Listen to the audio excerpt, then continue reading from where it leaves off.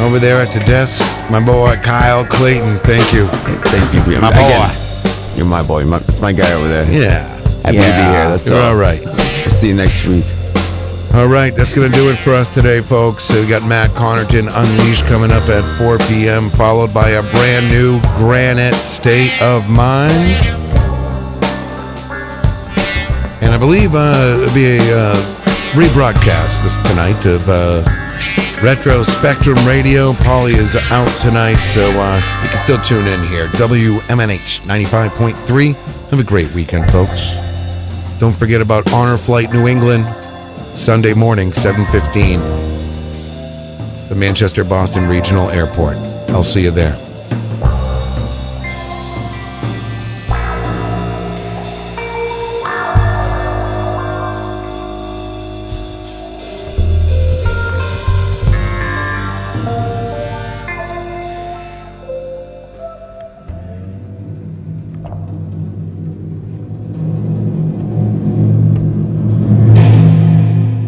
This hour on WMNH is sponsored by CGI Business Solutions, located at 5 Dartmouth Drive in Auburn. They serve all your business needs, including employee benefits planning, corporate design and business administration, investments and wealth management, and customized business insurance solutions. Their phone number is 866-841-4600 or on the web at cgibusinesssolutions.com. Bring your kitchen to life with Queen City Cabinetry, located at 87 Elm Street in the historic Sunbeam Mall in Manchester. Open Monday through Friday, 9 a.m. to 5:30 p.m. and Saturdays, 10 a.m. to 2 p.m. They can be reached at 603-222-2007 or on the web at queencitycabinetrynh.com. Come see the possibilities. Queen City Cabinetry, another proud sponsor of WMNH. Clemento's Pizzeria, family friendly, awesome for a date night. Clemento's Pizzeria.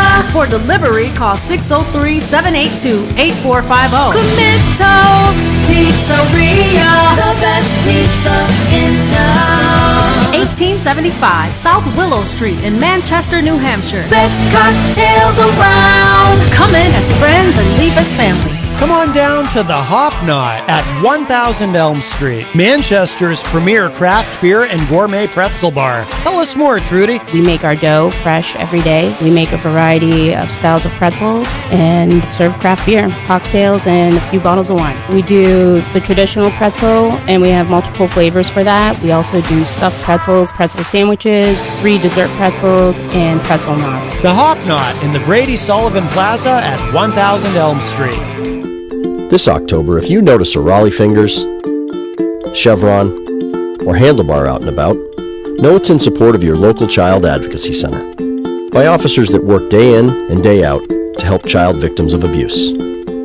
So every chin cozy, Fu Manchu, and Big Poppy you see isn't just a fashion statement, it's raising money for our kids. Donate today at beardsforbucks.org. You are listening to WMNH-LP, Manchester's radio, broadcasting at 95.3 megahertz frequency modulation from the top of 1000 Elm Street. Our studios are located at 1045 Elm Street and licensed to Manchester Public Television Service in Manchester, New Hampshire, USA. Contact us by email at WMNH953@gmail.com or through our website at WMNHradio.org.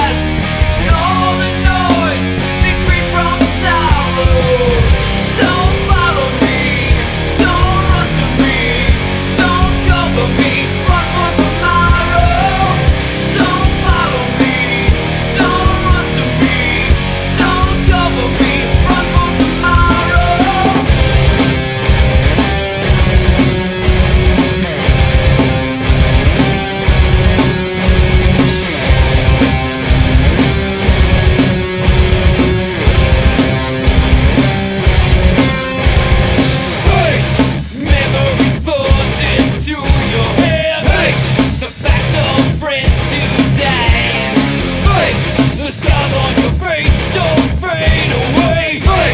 The reasons for sacrifice. The silence from behind the light. Was it fate I didn't take? Till the sound of war inside my head. Wasting my face in lane.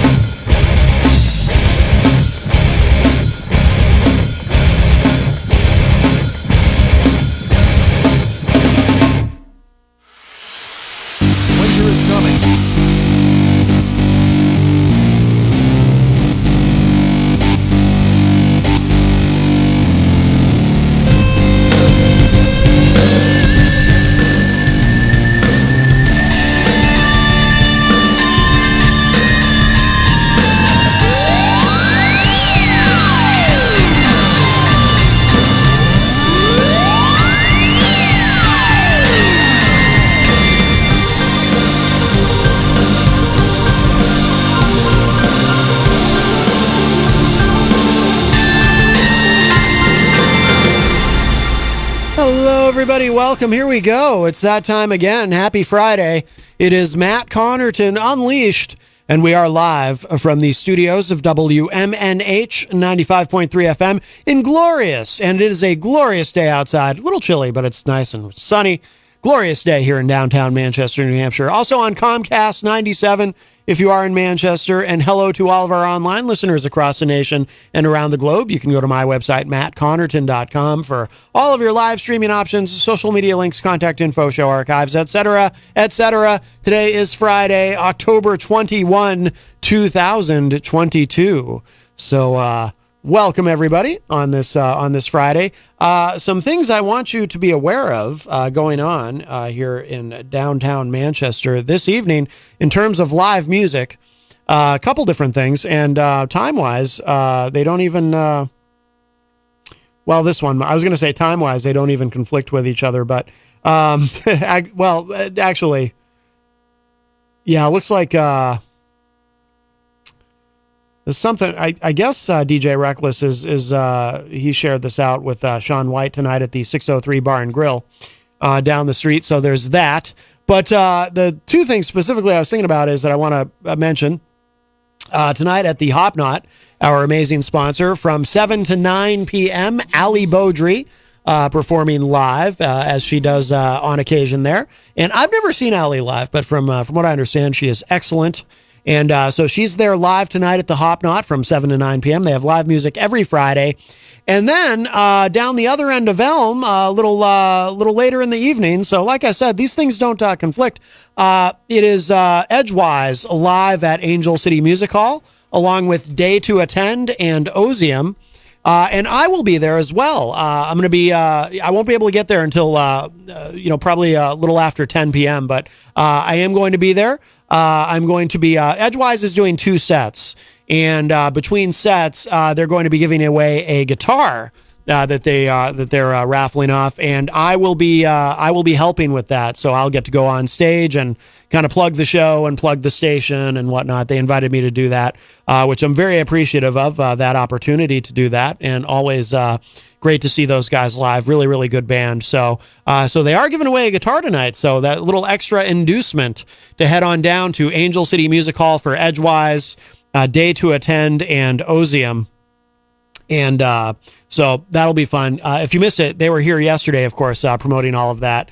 And they did a live performance for us, an acoustic set. Well, 2 songs in studio. And they acknowledged that they had never really done that before. They had never done an acoustic performance live on the radio. So that was their first time doing that, and sounded phenomenal. Hopefully it sounded good on the radio. I don't know if the recording does it justice, but here in this room, it just sounded amazing. So that was a lot of fun. So I will see those guys this evening, and down at the Angel City Music Hall. So like I said, if you're there, probably between 10 and 11 p.m. Not only can you see Edgewise, well, actually they'll play longer than that, I think, but I'll be there as well, so you can pop in and say hello. And we have a call. Hi, welcome to Matt Connerton Unleashed. Who's this? Hey, hello. I'd like to promote that church event tomorrow. First church having that craft fair from 9 to 3, and it might be going tomorrow unless something suddenly came up. And I hear that Edgewise is performing there as well. Is that true? No, but I do like. I still different. Well, I use it all the time. Paul Cormier, like is talking about his show tonight. That something suddenly came up and he can't do it. That's right. We all know that's from the Brady Bunch. I love that show. You do. But anyways, I'm hoping to go. But if I don't go, and my friend says, I don't think she'll say this, but I'll say it in my head. If she can't make it, something suddenly came up. I'm hoping to go, but I look at it this way. If I go, it's great. If I don't go, it's great, too. I'm trying to get a little nervous about everything, nervous Nelly. Right. Don't be a nervous Nelly. Something suddenly came up. Right. So I want to go, but if I don't go, it's fine, too. Yes. What going on here over here? That's anyway, yeah. Yeah, that's good. I heard you're going to be there at the show tonight and talking about the show, so good for you. Yeah, I'm going to be... that'll be fun. Yes, that will be fun. And I'll get to... since you're not doing the show tonight, you're kind of like a free night. And I'll be the one to... I've got some things to do before... I'm buried in work right now, so I'm not going to be there the whole night. But I will be... New. But I will Nothing be there... But I will be there for Edgewise, and I will be there to draw the name from the hat or the tumbler or the whatever. Is Jenny coming with you, too?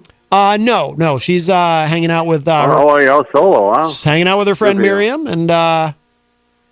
Friday is her pool day. She goes gets her I exercise wanted to at bring the up pool. Allie Bodger. I've seen her so many times over at the, I once at the Rex and a million times over at the Java Jams. So if any entertainer I've seen more, I think even more than Jimmy LaHoo is Allie Bodger. And you got to see her sometimes, because she can't go tonight, but next time she's playing there, of course, every time she plays it's Friday night, so that won't work. But anyway, when you see her play somewhere else, you need to go see her. Yes. She is so good. Every time. She's an entertainer, you know. Everything I hear about her is phenomenal. Right. Earlier, She's another girl that plays the guitar, another lady that plays the guitar. You like the ladies who play the guitar, Actually, don't you? No, I'm sorry. She don't play guitar. She plays the ukulele. Something suddenly came up. The keyboard. So, well, she's still entertaining, you know. Every girl that entertains. Every girl that entertains. I'm a big fan. Well, she's not really a girl, by the way. She's a woman, but anyway. Uh-huh. Anywho. But anyways, we had a great entertainer at the nursing home today, a guy named Frank, so I want to give him a shout-out. Well, he was really good. Oh, Frank. And, of course, after, he had this nice setup where, you know, the soundboard, he had to press all the buttons and stuff. Uh-huh. I said, wow, that makes a big difference. I said, I even know a professional singer, Amanda McCarthy, does that. You got to hand It's it never to... a bad time to use her name. You got to hand it to Frank. No, but he has a soundboard. It makes it so much better when you have the right equipment. Mm-hmm. Frank always has a soundboard. He's known for that. Right. Well, we had some people come by. You know, I give credit for coming by. They just weren't that good. Who wasn't that They good? have the right equipment or stuff. It makes a big difference. You know, you used to be in some rock bands. When you have the right equipment, you sound so much better. Well, it's not as much about the equipment as it is about how you play and all that. But the Well, equipment... he knew all the old songs. He knew how to sing. He knew how to play guitar. And he knew the right equipment. It makes a big difference. You have the three big things. And who are I sat right next to him on the chair. And he said, "Are you my backup singer?" I said, "You got to be kidding me." I said, "I'm the most rotten singer around." Oh, Frank. I said, if I started singing, the place would all laugh and they would want to get the hell out of there. Uh-huh. Yes. So you I'm didn't... one of the worst singers around. So you didn't ruin Frank's set. That's good. No, of course not. No, he wanted me to sing with him. I said, no, not a good idea. Uh-huh. He didn't know me from a hole in the wall, you know. Mm-hmm. I always wonder with that statement. It doesn't really sound smart, you know, hole in the wall. Well, we say it all the time, you know. One of those stupid things we say. I never say But anyways, I'm rolling on, so I'm going to let you go, and you have fun tonight. Well, thank you, Easy G. And I know you don't get out much, Matt. You have a good time. Right, I'm a shut-in. Yes. All right, Easy G. But Thank you. don't have too much fun, though. Right. Yes. Thank you. I don't want to see you on Channel 9 tonight. No, sir. No, that'll be good. Okay, have a good time. And, Thank you. I'll listen to some of the show. Bye-bye. All right, bye-bye. All right, that was our friend Easy G. Yeah, you don't have to worry about me getting into any sort of trouble or shenanigans and ending up on Channel 9. I always say, I'm so clean, I'm actually boring. I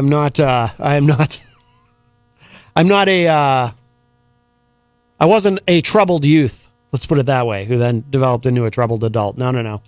But I don't even drink really hardly ever. And I certainly would not be doing that this evening. But I do look forward to heading down to Angel City Music Hall. I've been in there before, but only briefly. But it is a really nice venue. But if you'd like to join us, 603-250-6007, 603-250-6007. You can also text me at 617-917-4476. Tweet me at Matt Connerton or send an email to matt@mattconnerton.com. And of course, you can interact and opine in the Facebook live chat. But the best thing to do so that we can hear and enjoy your dulcet tones is give us a call at 603-250-6007. By the way, our friend Eric Pilcher from Cedar Rapids, Iowa is in the chat and says Easy G is single-handedly responsible for the success of every female guitar playing singer ever. Yes, he is. Absolutely.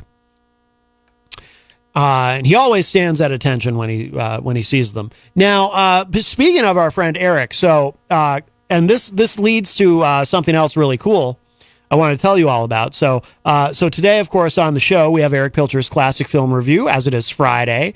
And for the month of October, Eric is reviewing all Alfred Hitchcock films. And this week, the subject is Vertigo, which I have seen. I've seen Vertigo, and last week, Eric reviewed The Birds. Before that, it was Shadow of a Doubt, which I've not seen, but I would like to see it. After hearing Eric's review, I'm very intrigued. But I believe it's next week, right, Eric, if I'm not mistaken. Next week will be the 1-year anniversary. I can't believe it's already been a year. Time goes so fast. the 1-year anniversary of Eric Pilcher's classic film reviews here every Friday on Matt Connerton Unleashed. So that's wonderful. So happy anniversary to us. And this is what is so cool. Next Friday, it's like a week of anniversaries here at WMNH, because next Friday is also the 2-year anniversary of Retro Spectrum Radio live here Friday nights at WMNH 95.3 FM. So we've got 2 very special anniversaries next week. So it's a wonderful thing. So there you go. Exciting times. Yes. 603-250-6007. 603-250-6007 is the number. We will go ahead and say hello to everybody in the Facebook live chat. And then, as always, we have much news to discuss, as there's always a lot going on. Melanie La Liberty joins us in the Facebook live chat from the great state of Vermont. And of course, you can vote for Melanie in the next Face of Horror. Melanie, if you haven't done so already, please feel free to share that link. I actually think I have not yet voted today, so I need to vote. Jason Fedderson also joins us and says, good afternoon, everyone. Easy G, who we just spoke with on the phone. He is also in the chat room and says, happy freaking Friday. Jason Fedderson says, 2 words for you. This show rocks.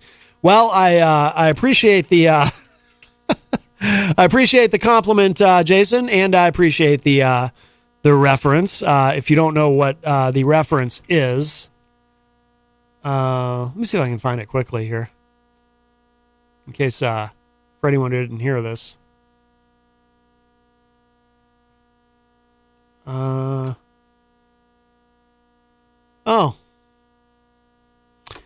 Maybe I can't find it. I hate when I can't find things quickly. I can usually find things quickly.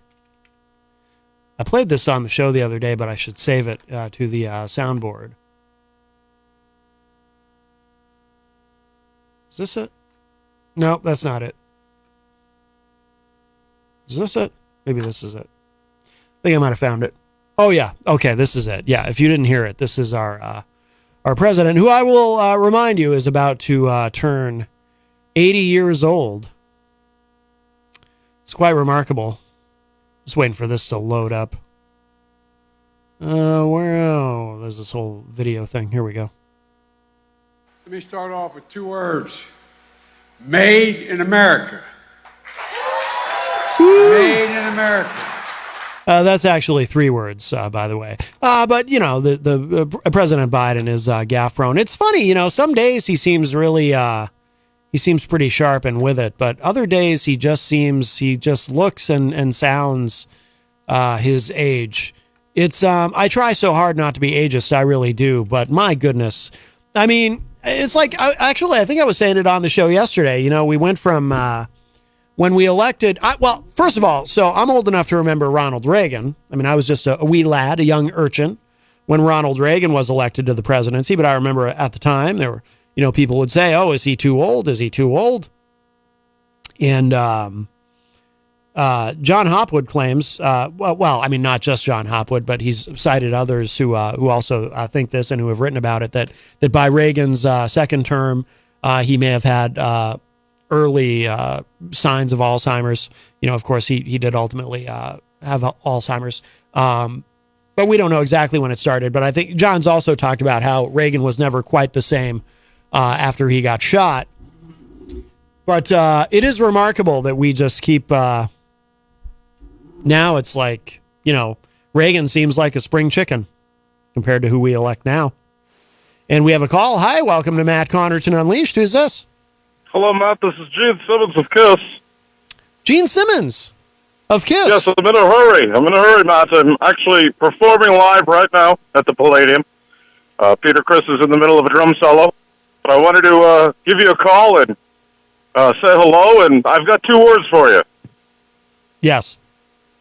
Gene Simmons of KISS.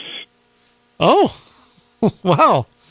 All right. Well, I will take that to heart. Yes, Gene Simmons of KISS, also in his 70s, but again, young compared to who we elect now. You know, I mean, when we elected President Trump in 2016, you know, he was the oldest person we had ever elected to the presidency, so even older than Reagan was.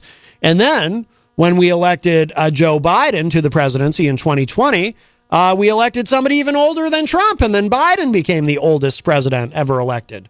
And then if we reelect Trump in 2024, Trump will be even older than Biden was when he was elected in 2020. I mean, at this rate, I think we might as well just dig up Dwight D. Eisenhower. I mean, he'd make a good, I mean, he's probably decomposed and everything, but I mean, why not? Hi, welcome to Matt Connerton Unleashed. Who's this? Good afternoon, Matt. Hey, Eric Pilcher. How are you? Oh, I'm doing all right. It's Friday. How can you not be in a good mood? That's right. That's right. And it's 78 degrees here in Cedar Rapids, Iowa. Is it really? Is it really? Wow. Damn. That's warm. Yeah. I didn't know if you had seen this news. I have political news. You do? Yes, I do. This morning when I got to work, I was looking over the news, and AOC is... Uh-oh. I heard a click. That's the deep state interfering with Eric's call because he was going to say something about AOC. No, I'm sure that seems to happen. Must be the cell phone service in his area because it seems like that happens a lot when Eric calls us. I should open up the Skype computer in case Eric wants to try Skyping in. Or try calling again, whichever works. But a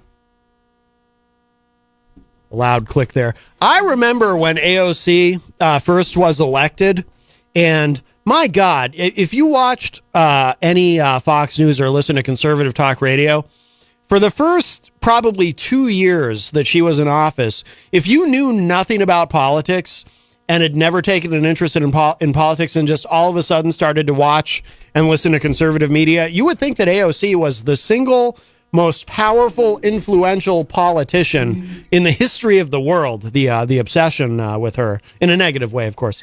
Hi, Eric. Yeah, sorry about that. I pressed airplane mode, so I don't know when my phone actually went down. So if you could clue me in, that'd be awesome. Yeah, actually, it worked out for the best because the first time when you called in, there was some static on the line, too, but now the static is gone, so just as well. Yeah, you said something about AOC, and then that was it, and then the phone went dead. Well, what had happened was she had a town hall meeting, and there were protesters there because I guess she doesn't have the greatest approval rating. I'm not sure in her area. And she had protesters there banging on a drum chanting, AOC must go. Her way of handling it was different. She danced to the beat and did the dirt off her shoulders thing. Yeah, I just found it on Newsweek, yes. So, yeah, I have never seen this before. And I really try not. And I really do try this. Like the Stacey Abrams story that broke yesterday, I read it and I'm like, the headline said that she had said that the best way to fix inflation is abortion. And then I looked into it, and that was her quote was taken extremely out of context. As to what she said and to what was being reported. I didn't even catch that story, so that's completely new to me. But as soon as you said it, I knew that had to be taken wildly out of context. She was saying, and again, I'm not. Anyone who knows me has a pretty good idea where I stand on the debate. Yes. And I've made my views known. Yes. Her point was that in Georgia, that a child is a financial decision, and with inflation being high, they shouldn't be restricting abortions. Oh, I see. And so a lot of news sites, I mean, I was shocked that MSNBC picked it up and ran with it even, was saying that she was saying, well, best way to fix inflation, or if you're struggling from inflation, abort your unborn child. Let's, Eric, since we're talking about it, I found the exact, so this is, and again, this is new to me. I completely missed this. And I might have really shortened her statement a lot, but Yeah. I tried to get to the gist of it. Well, let's look at this. I missed it, and I'm sure some of our listeners did too. So here's what she said. Let's be clear. Having children is why you're worried about your price for gas. It's why you're concerned about how much food costs. For women, this is not a reductive issue. You can't divorce being forced to carry an unwanted pregnancy from the economic realities of having a child. It's important for us having both and conversations. We don't have the luxury of reducing it or separating them out, but we also have to talk about what a governor can do. A governor can address housing prices. A governor can address the cost of education. A governor can put money in the pockets of everyday hardworking Georgians instead of giving tax cuts to the wealthy, unquote. So that's the whole, people really took that one out of context. My God. Oh, yeah. My God. Yeah. You really got to. I am a conservative, and I've said that so many times on your show, people are tired of hearing it, I'm sure. But I read that, and I'm like, there is no way she said this. Right. Yeah. No way. Oh, like 3 weeks away from an election. There is no way. No. Well. And I read it, and I'm like, okay. I'm like, I see where she's going with it, and I'm not trying to be rude or disrespectful. It's a common pro-choice argument. Sure. Yeah. She reiterated a pro-choice talking point. But you can even take that out of it and say she was, also expressing empathy for people with children and the economic, not only, even just having a child is expensive with all that goes with it. She targeted our government and said, "What are we doing about it?" Right. And that was I love that part of it because my point is what is our government doing about the major issues there? The housing crisis, homelessness. What are we trying to do? Right. Yeah, that's true. I mean, she did say that. Yeah. And I read another part of her quote where she tied it into her state of Georgia, and that these are major issues in her state. Mm-hmm. And it was just like, how? I'm like, this is absurd. Like, believe me, I'm the first one to be like, oh, anytime a Democrat gaffes, just like I'm sure you or any Democrat is when a Republican has a gaffe. You're like, oh boy, this is going to be good. Well, as an independent, I like gaffes in general. That's why I get a big... Okay, I am so sorry, No, Matt. no, that's okay. I forgot you are an independent, but I'm saying as any Democrat would as well. Yeah. When they see a Republican gaffe, they like rub their hands together because I know Republicans that do it. Of course, yeah. Yeah, well, just They're earlier, like, I don't know. It's going to be great. I don't know if you heard it. Earlier I played the Biden's Let Me Start. Oh, yeah, of course you know that because you... Oh, no, that was the call before. No, I don't know if you did hear it then. I'm sorry, I'm getting my calls mixed up. Yes, I did. Okay. I heard it before Gene Simmons called in. Before Gene Simmons called in, right? Yeah. Yes. I actually debated calling in because I did not want to follow Gene Simmons. It's hard to follow Gene Simmons of KISS. It is. It is.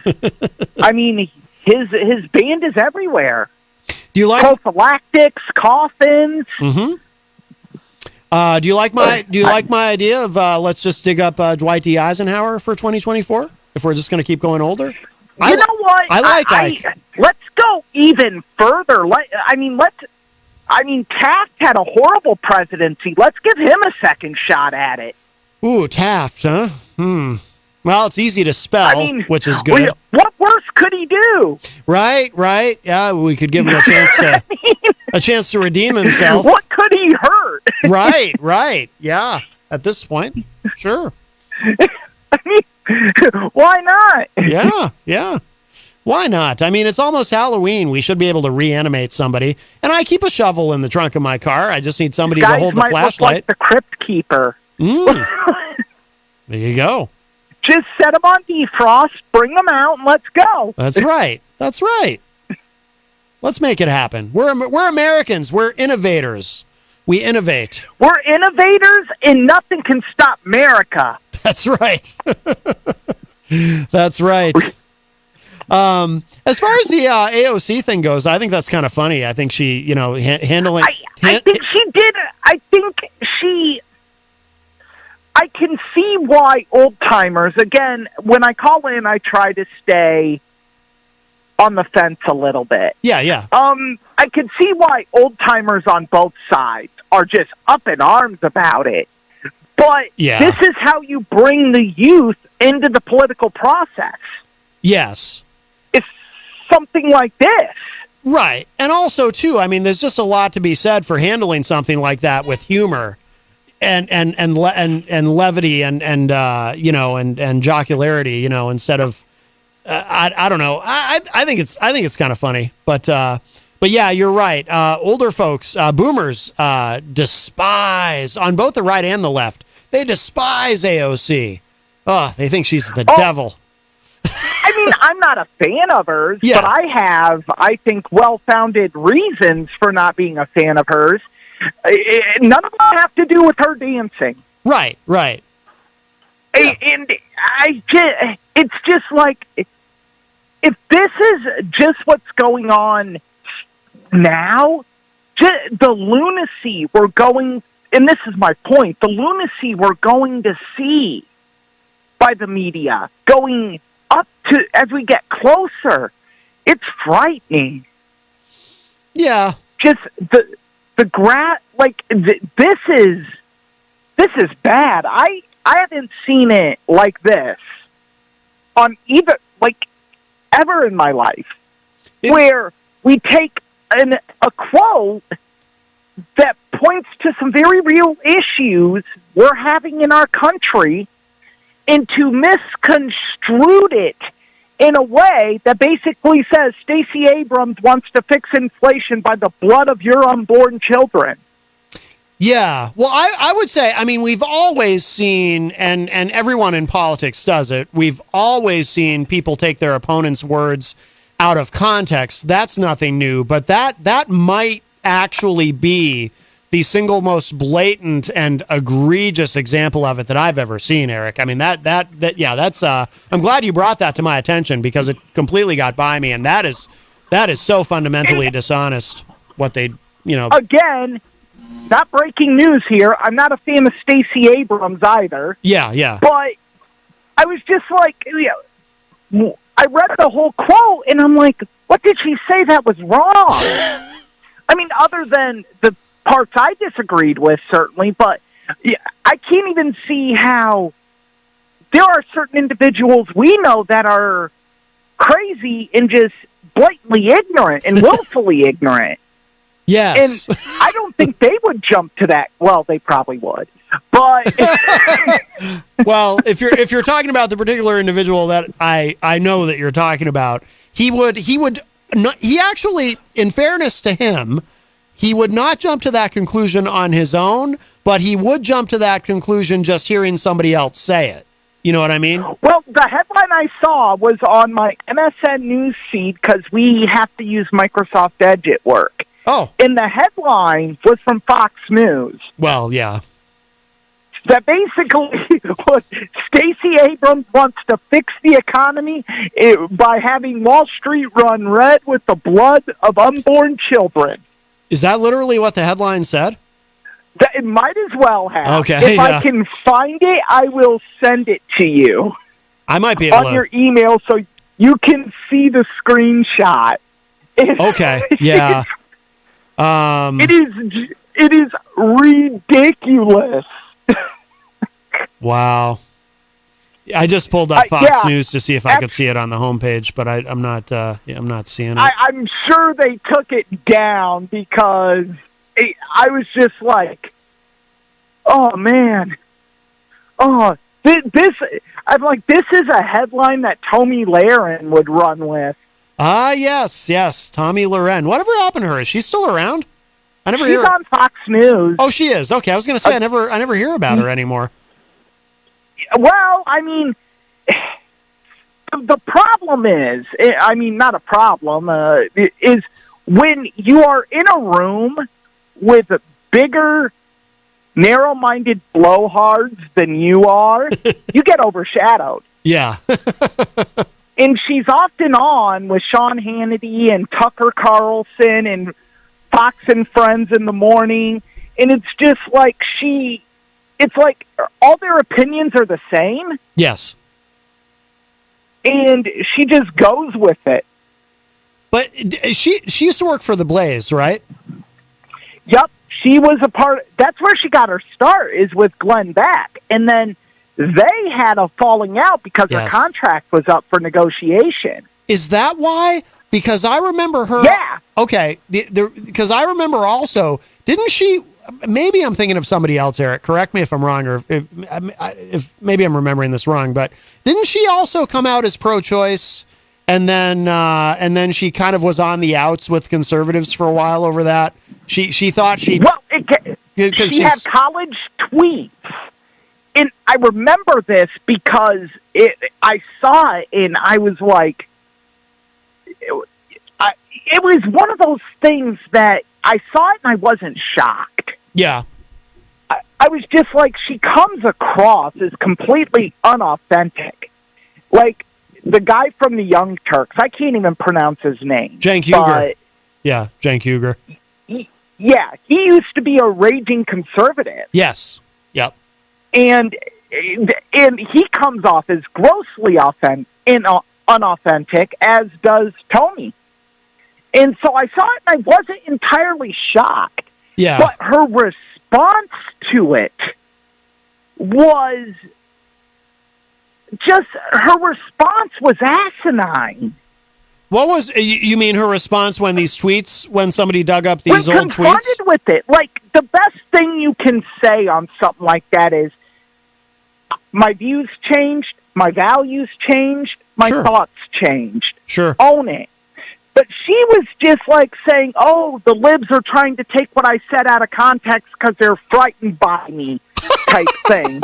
Did she say that really? They were pretty much was her approach. Not verbatim, but it was her response was quite Trumpian. Yeah. and just, and it's a really good response because you can play the victim, you can play the martyr, you can play so many roles and attract so many people.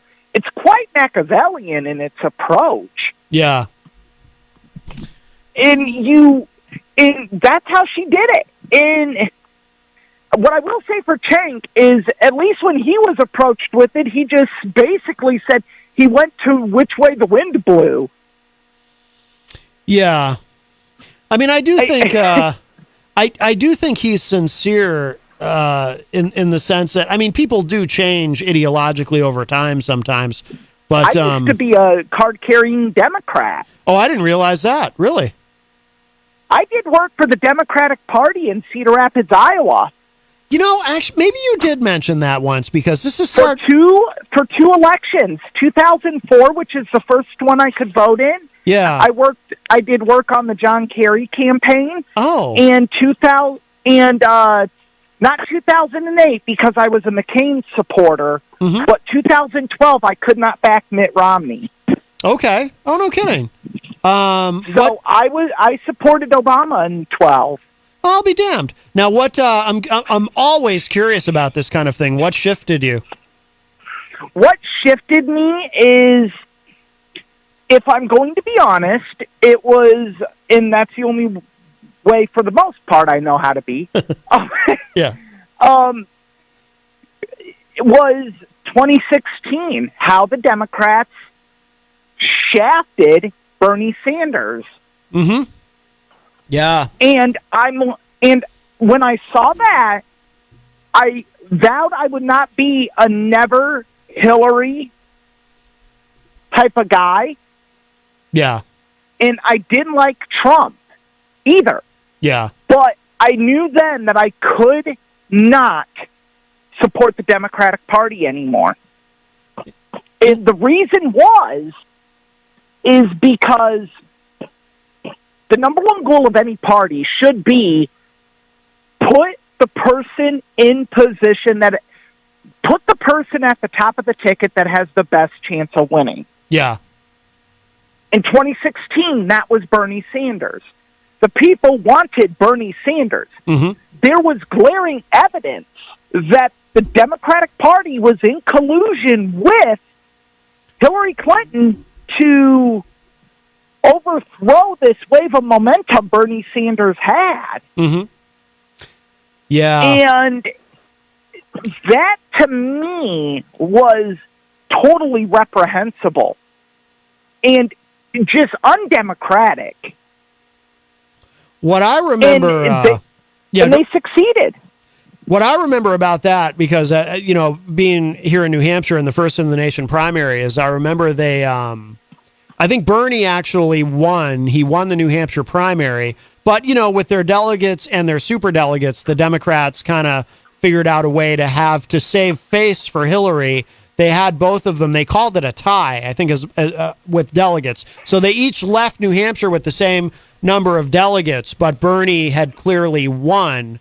And the other thing I remember about that nobody seems to... I was surprised at the time because to me it was obvious, but the media didn't really pick up on it much. All the debates that they had, and they had a slew of them, Hillary versus Bernie, they were always on either a Friday or a Saturday night. And there was a point where the Bernie Sanders campaign actually did, apparently, they complained to Debbie Wasserman Schultz, who was running the DNC at the time, and said, why are we having debates on the weekend? And, Wasserman Schultz just kind of gave them the runaround on it and said, well, these are the times that are available on national television for us. But the reality was, and like I said, this wasn't discussed a lot in the media, but people who picked up on it, we knew what was going on. Debbie Wasserman Schultz was rigging it so that on the nights that young people aren't home, that they're going out or doing whatever they're doing, because Bernie appealed, and still does to a degree, I'm sure, appeals to young people. Young people really like Bernie. So they scheduled these debates because they didn't want to hurt Hillary. They scheduled these debates on nights when the audience would be very small and you'd have fewer young people watching. I'm absolutely convinced because there's no other I've never seen. Absolutely. Yeah, I've never seen another instance where debates were scheduled always on a Friday or a Saturday or even a Sunday night. I'd never seen that before the 2016 Democratic debates with Hillary versus Bernie. I'd never seen that before. Especially during the winter months. Yeah. That's when people go out. Yep.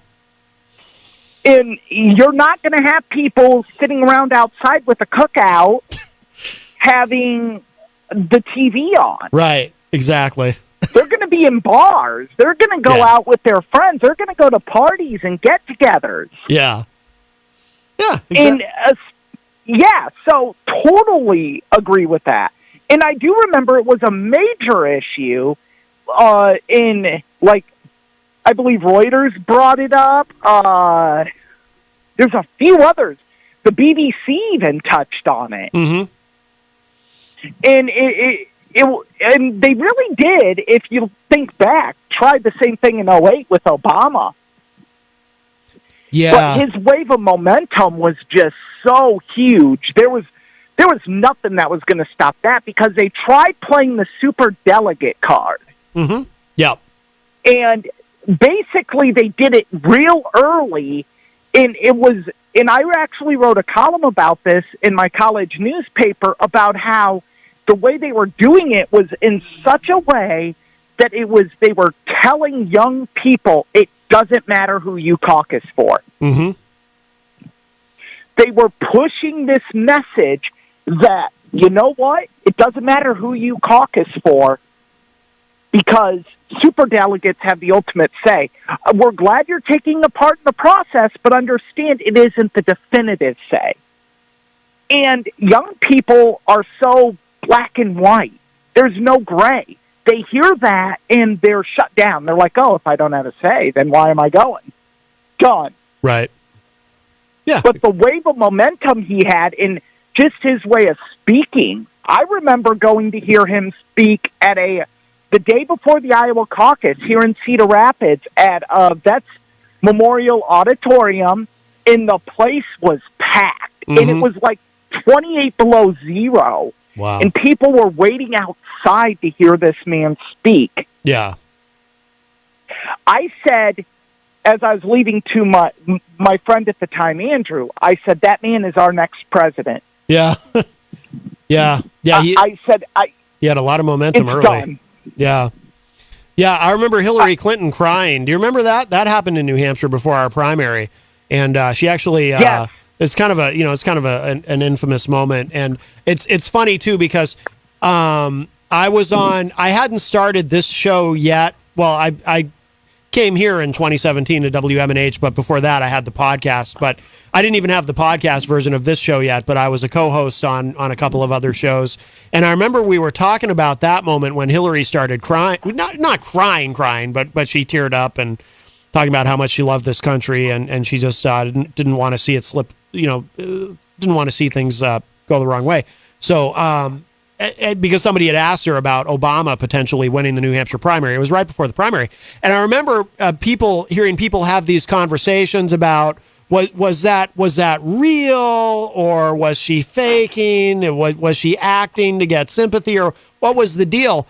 And what I told people is, because everybody I knew, they either thought she genuinely felt that way and that it was a positive moment for her because she was showing real emotion, or they were saying, no, she's a faker and she was acting. And what I said to people was, actually, I think you're both partially correct in that I do think it was real.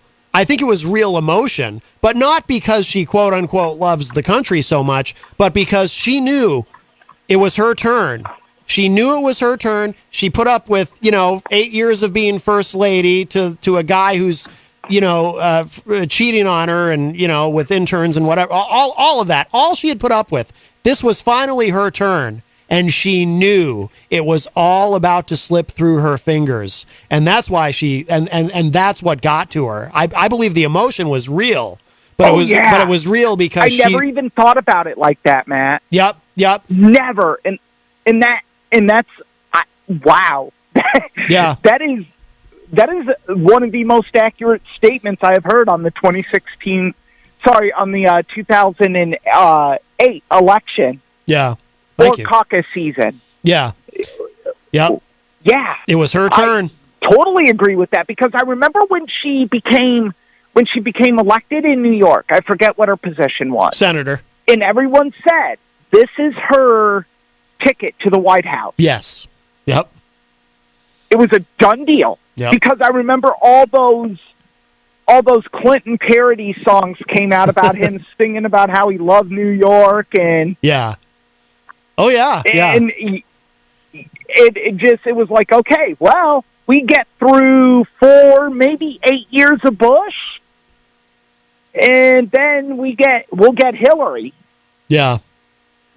And that was the war cry. I honestly believe that's why John Kerry ended up being the Democratic nomination. If you've ever seen the Chris Rock movie Head of State, it's that head of state argument. We need you to lose, but we can't let you get bludgeoned. Right. I've not actually seen that movie, which is strange because I usually watch especially political satire. I love it. But I actually forgot that movie exists. I need to see that. Jenny and I will have to watch that. It is quite striking to watch it now. Really? Yeah. And be like, wow, these things have actually happened. Yeah, and I love Chris Rock anyway, but yeah, I need to see that. Bernie Mac's awesome in it too. Yeah. Wow. Yeah,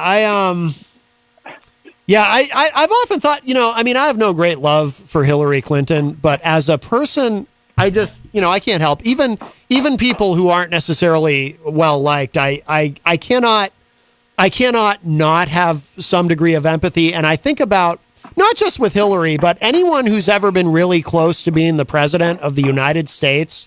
I mean, can you imagine what it must be like to be so close, or for Hillary in 2016, perfect example.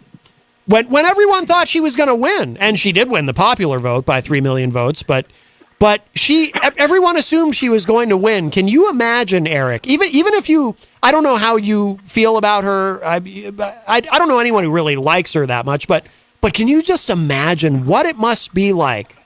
What an incredible mind effing it must be to be that close after all she had sacrificed, again, putting up with Bill Clinton's philandering and all of it, right? Because we all know, come on, it was all for this. Whitewater. Don't forget about Whitewater. That's a major part of it, too. Oh, yeah, everything she went through. All for that. And then going through 2008 and losing to Obama, all of it. And then here it was, election night 2016. It's finally her moment. And she watches it all slip through her fingers again. And I just wonder, like, what must that be like? And the just the mental and emotional and psychological agony that must come with that, to be that close and have it all slip away again. It's got to be brutal. I mean, the thing that I would, if you will indulge me and allow me to use a sports analogy here. Sure. Dan Marino is often looked at as the greatest NFL player to never win a championship. Ooh, he was quarterback for... I actually know who that is. All right. Well, we're on the right track then. He was quarterback for the Miami Dolphins, and his, I want to say, second or third year, they made the Super Bowl and got housed, just got destroyed, and he never got back. Oh, wow. He never got back to the Super Bowl. As a matter of fact, I believe he only made, I want to say, between 3 and 5 conference championship games after that. Yeah. I mean, his playoff flameouts were epic. At that time, I wasn't alive then, but I've read articles and books about it. The thought was, this is his first go. He'll have plenty of opportunities. Yeah. And he didn't. Oh. And he had that one crack, and he got walloped. I mean, his team got beaten down, but he got destroyed. I think until the Buffalo Bills played the Cowboys in one of the Super Bowls in the early 90s, he was the most hit quarterback in the Super Bowl in one of those games. Oh, wow. Oh. He took a beating. And that's what I would liken it to, that you got so close to what you almost look at as a birthright. Yeah. It would be like if Superman got to the Fortress of Solitude and Jor-El just all of a sudden appeared and said, "Nah, you're not worthy. Sorry." Right. Yeah. You're like, what? It's gotta be awful. It's gotta be awful. I can't imagine. And again, the just personal turmoil. Mm-hmm. And I don't like Hillary. Yeah. I think everything she does is about her and her image, and that is it. And the same could be said for any politician, certainly. Yeah. But, the one argument I just hate and loathe when people say this about her. They say, she only stayed with Bill through all that because it would have made her look bad to leave. Oh, okay. Your point, and I say that because, and I'm going to bring up the Bible briefly here. Sure. That's the only way the Bible condones a divorce. is if you step out. My point is if that's the one thing that the Word of God will say, hey, you have carte blanche to end the marriage because of this. Just think of the emotional toll and just the pride you have, the amount of pride you just have to push down to stay with this person who took a vow and just trashed it. Yep. Oh, go ahead. So that's why I say your point, right? Because it's like, okay, and she deserves something out of it, right? It always she not only stayed, she stood steadfast for him. Oh yeah. It always it always kills me to see that. When any politician, when the politician gets caught and then has to do the whole the speech, the mea culpa, the apology, and you've got the wife standing there off to the side, having to be stoic and strong and supportive when she's just had her heart ripped out in front of the world. It kills me. I hate to see that happen to any woman. It just it infuriates me. And then she probably could have gotten away with it when he was done in office, divorcing him. Yeah. And she didn't. It's like, do you understand, like, the emotional pain that it went with that? I mean, and then to have to do your tasks as a first lady on top of dealing with all that. Right. Yeah. And having to deal with your daughter growing up and you're trying to empower her as a woman and her seeing this. Yeah. And hearing on national television the despicable things her father did. Yeah, that's Keep in mind the Star Report was available at Walmart. That's true. It was at grocery stores in the paperback bestseller section. Yeah, that's true. You could pick it up and just thumb through it while Mom and Dad were grocery shopping. Yeah. I tell you what, after reading that, I didn't need sex ed. Did you read it? I thought I'll say this, okay? Yeah. A friend of mine snuck it into school and read the good parts to us on the playground. Really? Oh yeah. Jeez. We learned things. Wow. Never looked at a cigar the same. Well, it's a good civics lesson, though.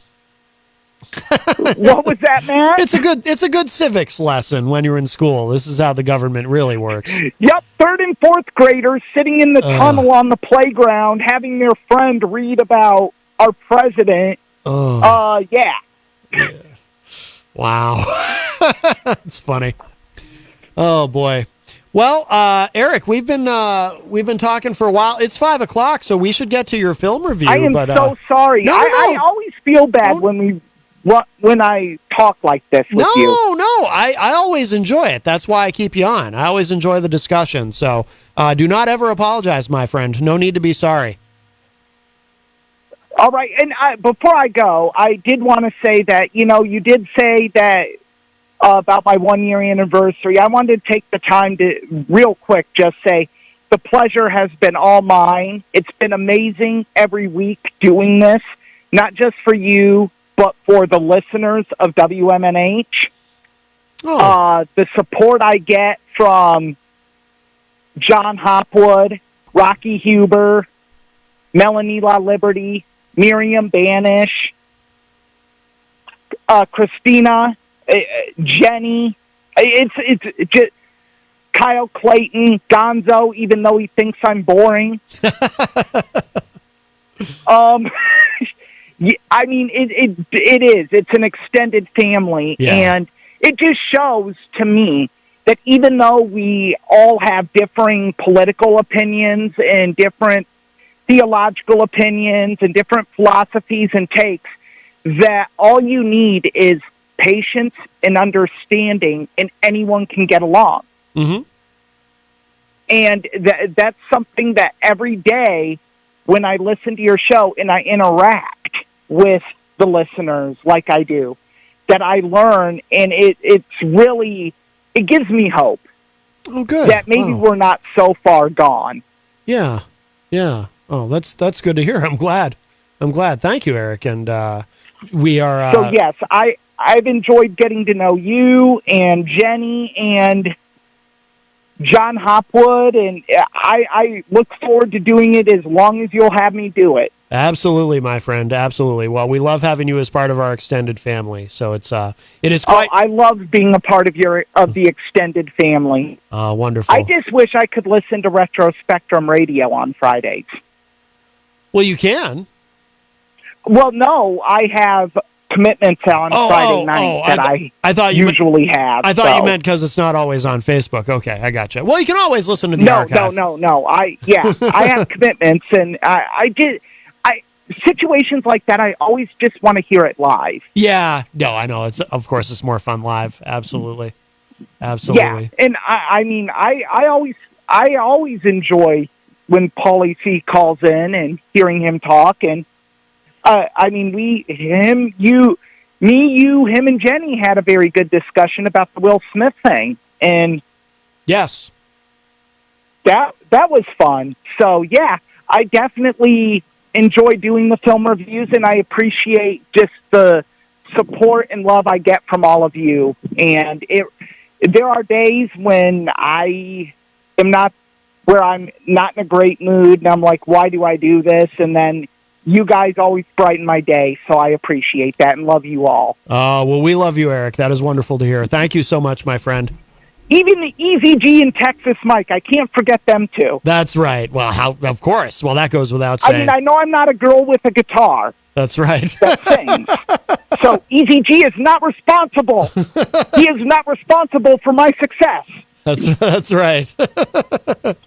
That's right. All right. Very good, Eric. Well, thank you so much for the call. No problem. Thank you, guys. Have a good weekend. All right. You too. Bye-bye. Bye. All right. That is our friend Eric Pilcher from Cedar Rapids, Iowa. I always love talking politics with Eric. And let's see. It is just past the top of the hour, so let's get to his film review. Now, this week, it is Vertigo. And no, it's not about the U2 song. It's the film Vertigo from Alfred Hitchcock. Eric, for his classic film reviews for the month of October, because it is the spookiest month, Eric has chosen all Alfred Hitchcock films for the month. And this week it is one of the Hitchcock films I have seen. I haven't seen all the Hitchcock films, but I have seen Vertigo, and I really loved it. Saw it a very long time ago. But we will do that next, and then we will show some love to our amazing sponsors, and then we'll be back with the balance of our program right here on Matt Connerton Unleashed. We are live from the studios of WMNH 95.3 FM in beautiful downtown Manchester, New Hampshire. But here it is, Eric Pilcher's classic film review, Alfred Hitchcock's Vertigo.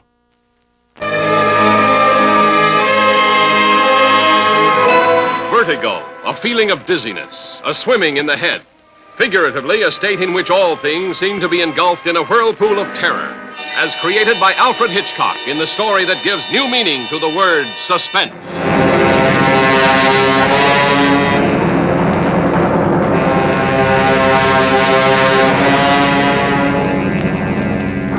I don't want to die. There's someone inside me, and she says I must die. Scotty, don't let me go. A beautiful girl haunted by the desperate, unexplainable urge to destroy herself. A man possessed by the paralyzing vertigo that made him afraid of high places. Easy now. Oh, no. Well, this is a cinch. Here, I look up. I look down. I look up. I look... What was the strange attraction that brought these two together, in spite of the dark forces that tore them apart? The specter from the past that drew her to the ancient headstone in the mission graveyard. The compulsion that drove her relentlessly to the point of no return. The story of a love so powerful it broke down all barriers between past and present, between life and death, between the golden girl in the dark tower and the tawdry redhead that he tried to remake in her image. If I let you change me, will that do it? If I do what you tell me, will you love me? Yes. All right, then I'll do it. But I don't care any more about me.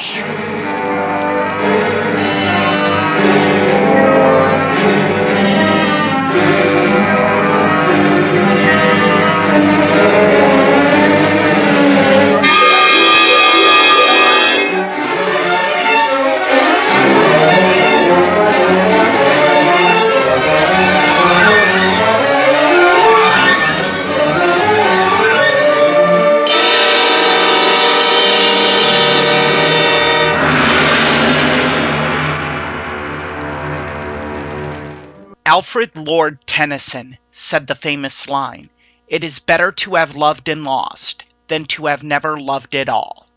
The subject of this week's film has loss, it has love, and it mixes in a debilitating condition that causes our main character's world to fall apart, both psychologically and physically.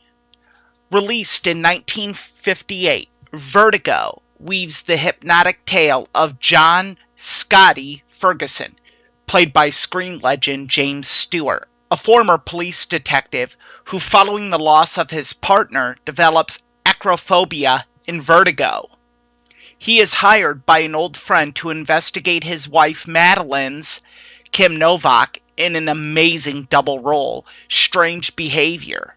This leads Ferguson down a path of manipulation, love, psychosis, the supernatural, and heartbreaking loss. In our first two clips, we are introduced to the world Ferguson lives in. Our first scene, he is having a conversation with his female friend Midge, where she tells him the harrowing way his agoraphobia can be cured.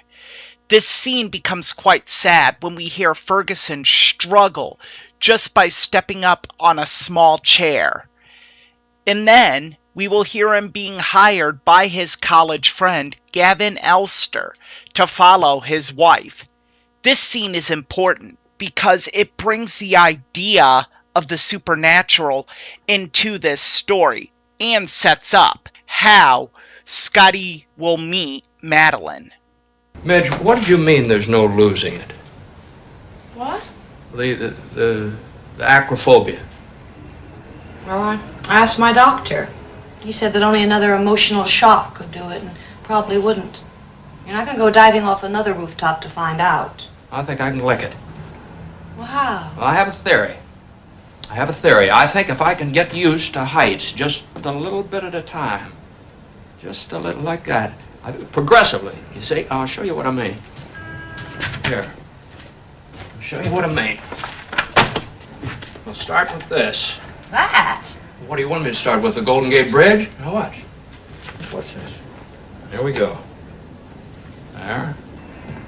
There. Now, I look up. I look down. I look up. I look down. There's nothing to it. Wait a minute. There's nothing to it. Here. Oh, that's a girl. Oh, we can use that. Put her right there. All right, here's the first step. There. Okay, now, step number 2. All right, step number 2 coming up. Now, see, I look up, I look down. I look up, I'm going right out and buy myself a nice tall step ladder. Now, take it easy now. All right, now here we go. No problem.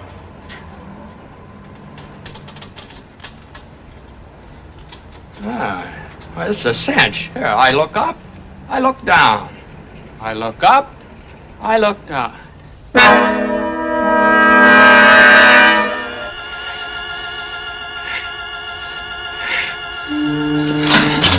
Oh, John. Now, Elster and Ferguson. I was sorry to read about that thing in the paper. And you've quit the force.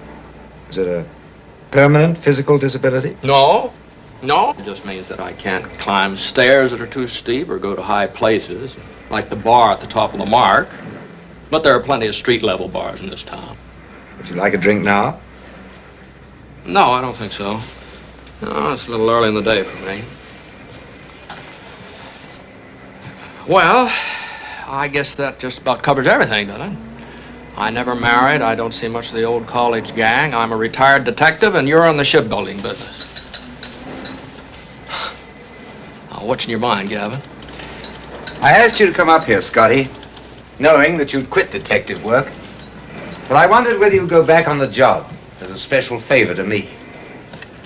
I want you to follow my wife. No, it's not that. We're very happily married. Well, then... I'm afraid some harm may come to her. From whom? Someone dead. Scotty, do you believe that someone out of the past, someone dead, can enter and take possession of a living being? No. If I told you that I believe this has happened to my wife, what would you say? Well, I'd say take her to the nearest psychiatrist, or psychologist, or neurologist, or or maybe just the plain family doctor. I'd have him check on you, too. Then you're of no use to me. I'm sorry I wasted your time. Thanks for coming in, Scotty. Okay. I didn't mean to be that rough. No, it sounds idiotic, I know. And you're still the hard-headed Scot, aren't you? Always were. You think I'm making it up? No. I'm not making it up. I wouldn't know how. She'll be talking to me about something. Suddenly the words fade into silence. A cloud comes into her eyes and they go blank. She's somewhere else, away from me, someone I don't know. I call to her, she doesn't even hear me. Then with a long sigh, she's back. Looks at me brightly. Doesn't even know she's been away. Can't tell me where or when. Well, how often does this happen? More and more in the past few weeks. And she wanders. God knows where she wanders. I followed her one day. Watched her coming out of the apartment. Someone I didn't know. She even walked a different way. Got into her car and drove out to Golden Gate Park. 5 miles. Sat by the lake, staring across the water at the pillars that stand on the far shore. You know, portals of the past. Sat there a long time without moving. I had to leave, get back to the office. When I got home that evening, I asked her what she'd done all day. She said she'd driven out to Golden Gate Park and sat by the lake, that's all. Well? Speedometer on her car showed that she'd driven 94 miles. Where did she go? I've got to know, Scotty, where she goes and what she does before I get involved with doctors. Well, have you talked to the doctors at all about that? Yes, but carefully. I want to know more before committing her to that kind of care. Scotty. All right, I'll get you a firm of private eyes follower for you. They're dependable, good boys. I want you. Look, this isn't my line. Scotty, I need a friend. Someone I can trust. I'm in a panic about this. I'm supposed to be retired. I don't want to get mixed up in this darn thing. Look, we're going to an opening of the opera tonight. We're dining at Ernie's first. You can see her there. It is through investigating Madeline that Ferguson falls in love with the hypnotizing beauty, only to tragically lose her. He then meets someone that looks very similar to Madeline named Judy, Novak's second part of her double role.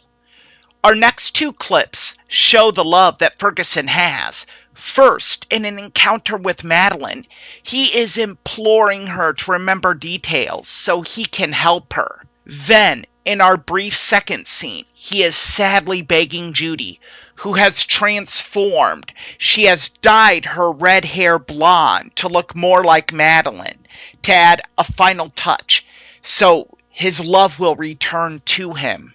Lost in this clip only being sound is when Judy steps out of her bedroom. She appears in a fog and comes into the light.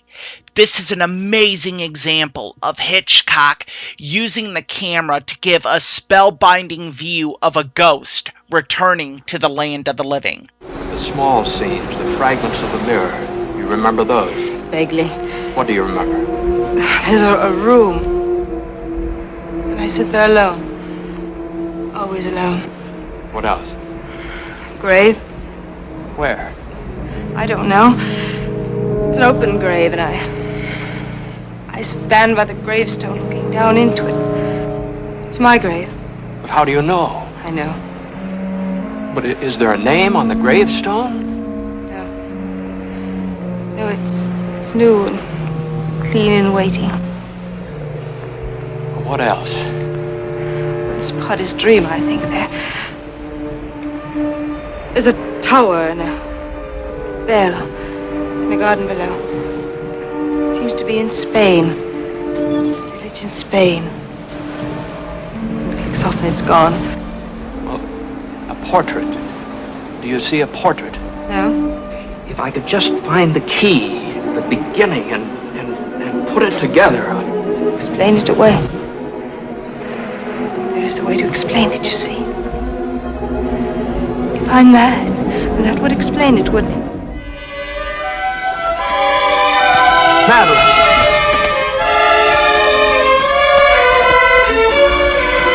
Oh, Scarlett. I'm not mad, I'm not mad. I don't want to die. There's someone within me and she says I must die. Oh, Scotty, don't let me go. I'm here. I've got you. I'm so afraid.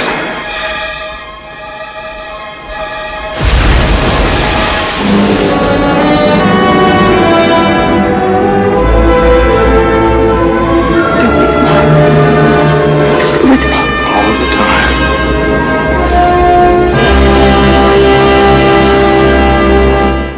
And now, our next scene.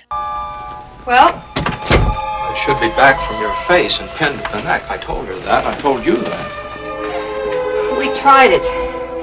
It just didn't seem to suit me.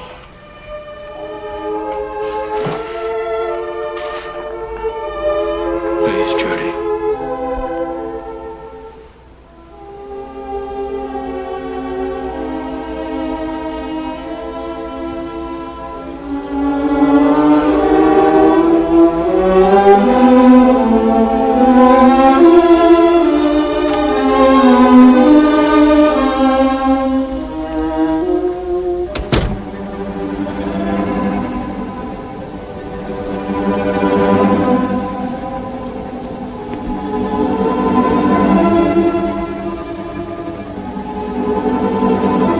This film is essential Hitchcock.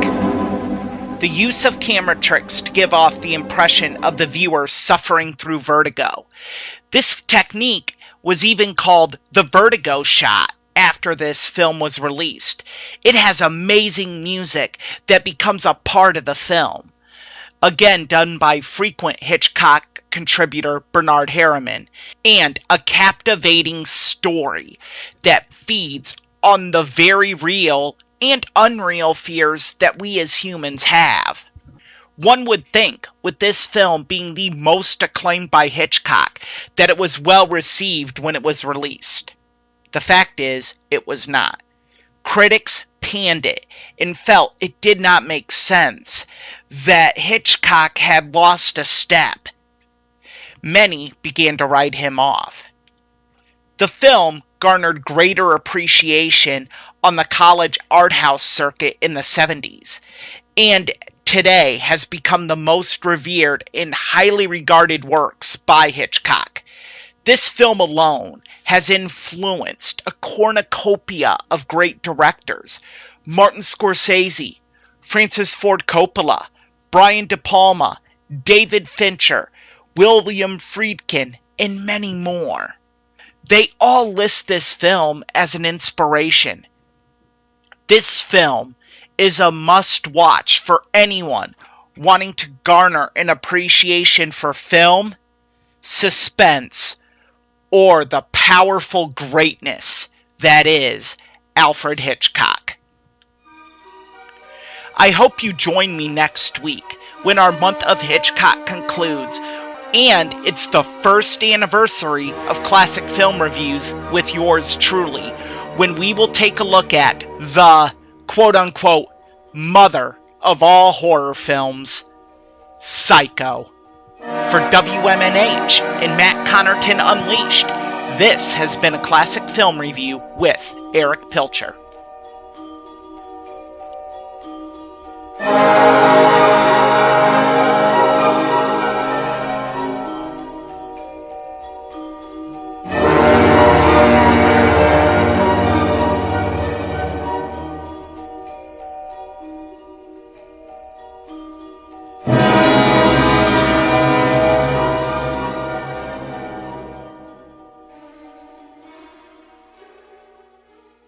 Come on down to the Hop Knot at 1000 Elm Street, Manchester's premier craft beer and gourmet pretzel bar. Tell us more, Trudy. We make our dough fresh every day. We make a variety of styles of pretzels and serve craft beer, cocktails, and a few bottles of wine. We do the traditional pretzel, and we have multiple flavors for that. We also do stuffed pretzels, pretzel sandwiches, free dessert pretzels, and pretzel knots. The Hop Knot in the Brady Sullivan Plaza at 1000 Elm Street.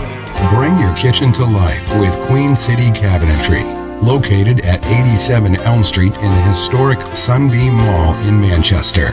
Open Monday through Friday, 9 a.m. to 5:30 p.m. and Saturdays, 10 a.m. to 2 p.m. They can be reached at 603-222-2007 or on the web at queencitycabinetrynh.com. Come see the possibilities. Queen City Cabinetry, another proud sponsor of WMNH. Clemento's Pizzeria, family friendly, awesome for a date night. Clemento's Pizzeria. For delivery, call 603-782-8450. Clemento's Pizzeria, the best pizza in town. 1875 South Willow Street in Manchester, New Hampshire. Best cocktails around. Come in as friends and leave as family. This hour on WMNH is sponsored by CGI Business Solutions, located at 5 Dartmouth Drive in Auburn. They serve all your business needs, including employee benefits planning, corporate design and business administration, investments and wealth management, and customized business insurance solutions. Their phone number is 866-841-4600 or on the web at cgibusinesssolutions.com. WMNH, rip the knob off.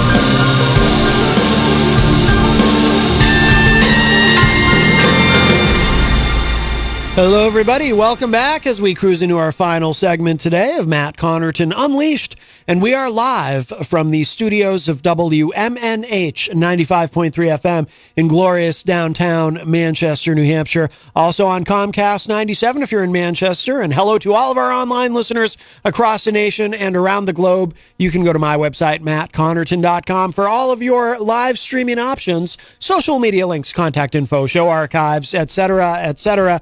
Today is Friday, October 21, 2022. So nice to have you all with me. And if you'd like to join the discussion today, again, we've got about a little over 30 minutes left in the program today. 603-250-6007, 603-250-6007. You can text me at 617-917-4476. I'm on social media at Matt Connerton. And of course, you can interact and opine in the Facebook live chat. Oh, and of course, you can email me Matt at mattconnerton.com. How could I forget that? But the best thing to do so that we can hear and enjoy your dulcet tones is to give us a call at 603-250-6007. By the way, I want to remind you, if you're in the area, there is live music galore this evening from 7 to 9 p.m. at our amazing sponsor, the Hop Knot, right across the street at 1000 Elm Street. Ali Beaudry is performing live. So that is something that you can check out and enjoy. She does a great job. I've not actually seen Ali live, but everything that I hear is enormously positive. So Ali Beaudry performing live tonight at the Hop Knot from 7 to 9 p.m. And then tonight, down the other end of Elm at Angel City Music Hall, it is Edgewise promoting their new CD, Serpents and Snake Oil, which just came out this week, just came out Tuesday, actually. They are going to be live tonight at Angel City Music Hall, along with Day to Attend and Ozium, and I will be there at Angel City Music Hall. I will be there for I'll be there for Edgewise tonight, and not sure how long I'll be there because I'm buried in work as usual. But I will be there for the raffle. They are giving away a free guitar, and that is going to be raffled off tonight at Angel City Music Hall, and they have invited me to participate. So they're going to do 2 sets. Edgewise is doing 2 sets. They're playing the entire new album from beginning to end, and then they're going to get back up and do some of the classic material. But between sets, they're going to do the giveaway. They're going to have me go up on stage, and I'll pull the name and announce the winner and all that. And it gives me a chance to tell everybody about the show and about the station and all of that. So really happy to do that. They were here with us yesterday. I've interviewed them a number of times over the years. Always a great time. If you missed yesterday's show, they actually did a live acoustic performance in studio. That was really cool. So that will be happening later this evening at Angel City Music Hall down at the other end of Elm. And that is a really nice place. If you haven't been there, I highly recommend going. And if you want to just learn more about Edgewise too, edgewisemusic.com is the website. But 603-250-6007 is the number, 603-250-6007. Also, if you missed it, we did just hear Eric Pilcher's classic film review. This week, the subject is the film Vertigo. If you did miss it, of course, it'll be up in the archive in just a little bit at WMNHradio.org and at my website, mattconnerton.com, where we do archive all the shows. But for the entire month of October, Eric is doing all Alfred Hitchcock films for his film review. And next week will be the 1-year anniversary of Eric's classic film reviews here on Matt Connerton Unleashed. Also, speaking of anniversaries, next year will be the 2-year anniversary of Retro Spectrum Radio with Paulie C. live here on Friday nights on WMNH 95.3 FM. 2 years. The show actually has a long and storied history. It goes back like 10 years when we started doing it as a podcast, but then it'll be 2 years ago next week that Paul brought the show to WMNH 95.3 FM, and there's been no looking back. I have the honor and privilege of being one of Paul's co-hosts on that show, along with Dan Randall of Dan Randall and the Randlettes and DJ Steve. And by the way, shout out to DJ Steve. If you're listening, I ran into Steve on my way into the building today to do my show, and he I don't think he'll mind that I repeat this on the air. He was telling me that I should he's on the morning show on Fridays, and this morning he was on with Gonzo and Matt Juno, and of course the morning show hosted by Peter White. And he said that it got a little dicey. Got a little dicey on the show this morning, so I need to go back and listen.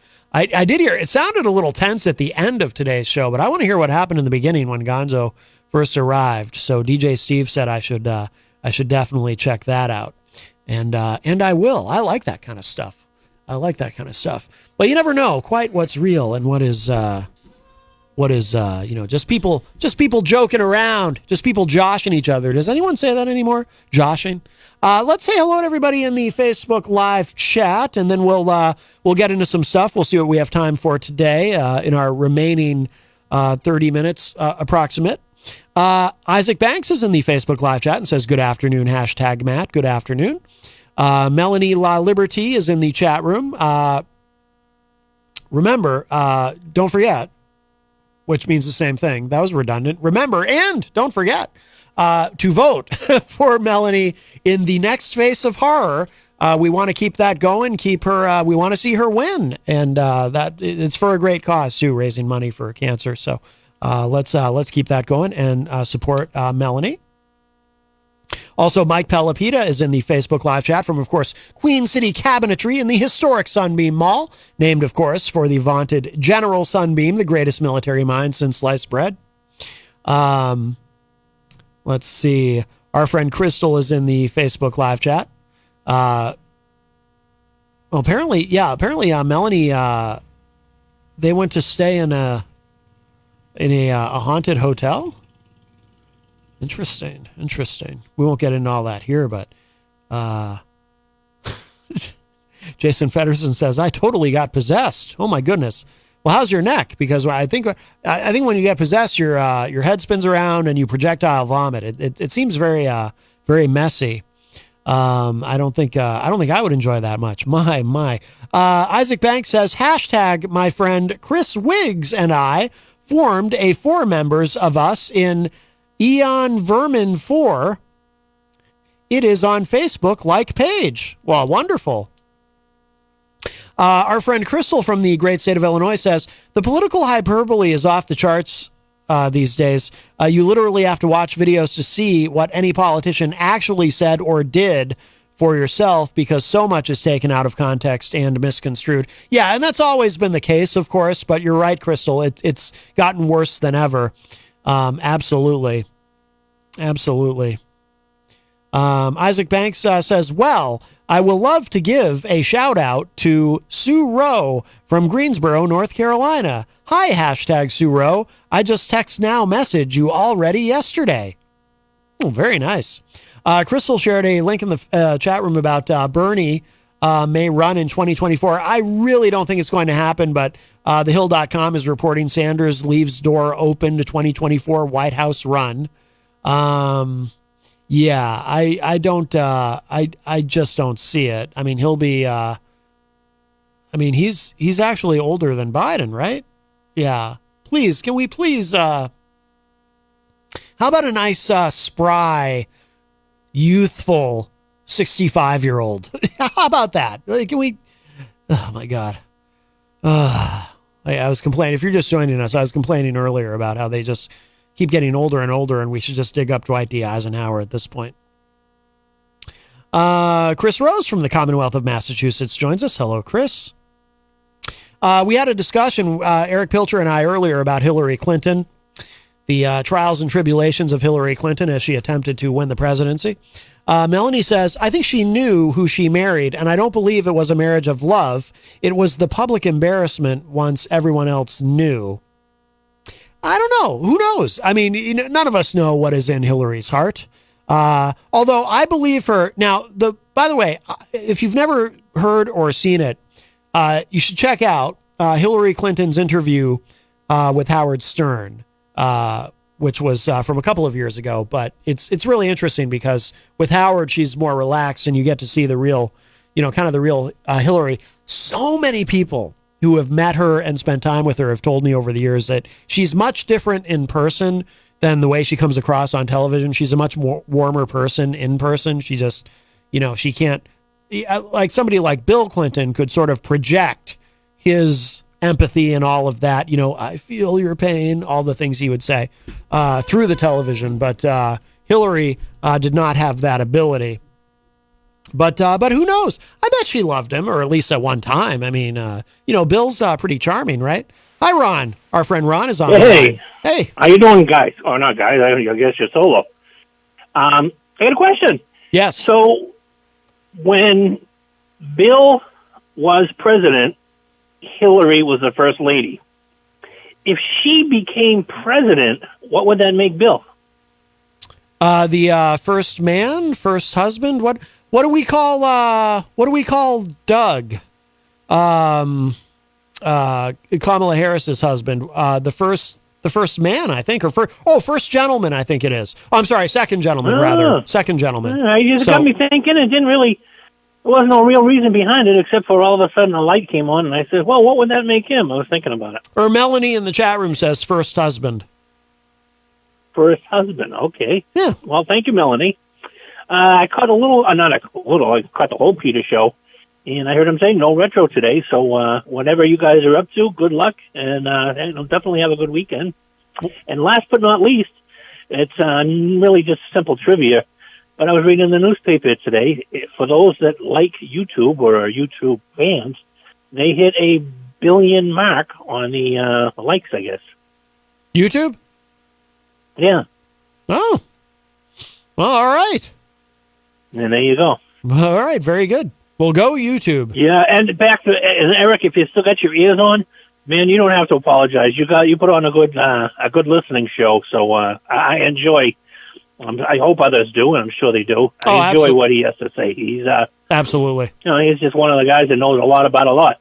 No, I love talking with Eric, and as I've told him before too, he's someone who, he and I are different politically, but we can still have a really good, mature discussion, and it's not, there's no whataboutism, there's nobody trying to prove the other one wrong or anything like that. It's just a real conversation, and sure. there aren't that many conservatives that I've known that I can really do that with. So I appreciate him very much. Yeah, well, I do. I can sit back and enjoy, a lot going, a lot being said, a lot of knowledge. It's the airways. Yes. Well, good. I'm glad you enjoy it, Ron. We appreciate that. Okay, man. No pizza for you. No pizza for me. That's all right, man. All right, Bye-bye. Ron. Thank you for the call. Bye-bye.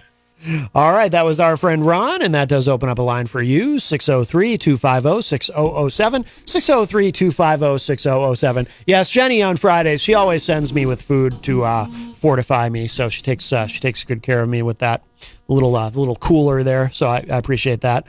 But Ron is referring, if you don't know, sometimes for Retro Spectrum Radio, Ron brings us pizza or orders us pizza, which is very, very kind. We love Ron and appreciate him very much.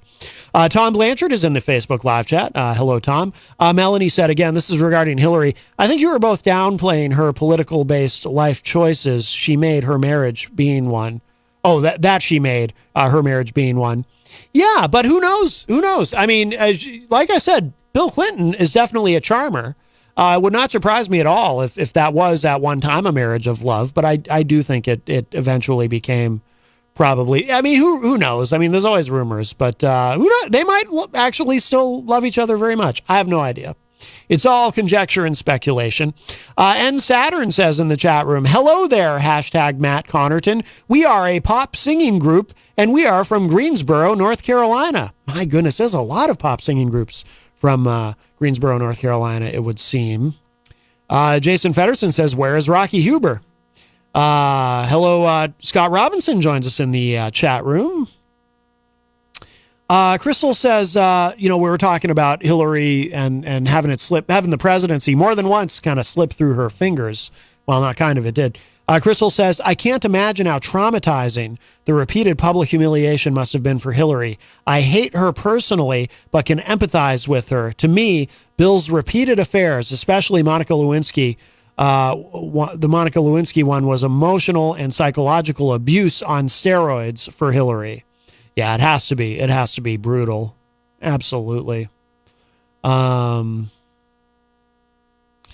see.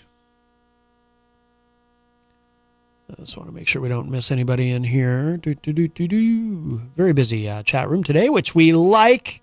We like a busy chat room, don't we? I do. And Saturn says, we say hashtag Matt Connerton. We love your show.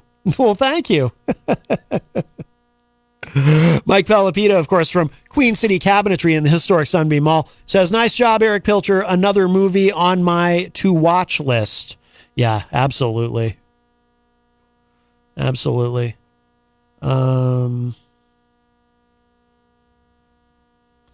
right, very good. Let me give the number one more time, and then we'll get to some more.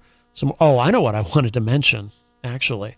So 603-250-6007 is the number, 603-250-6007. If you'd like to join us, we've got a little bit of time left on today's show, not a lot. But while we were talking, the subject of Tommy Loren came up, and, she works for Fox now, and she had worked for The Blaze.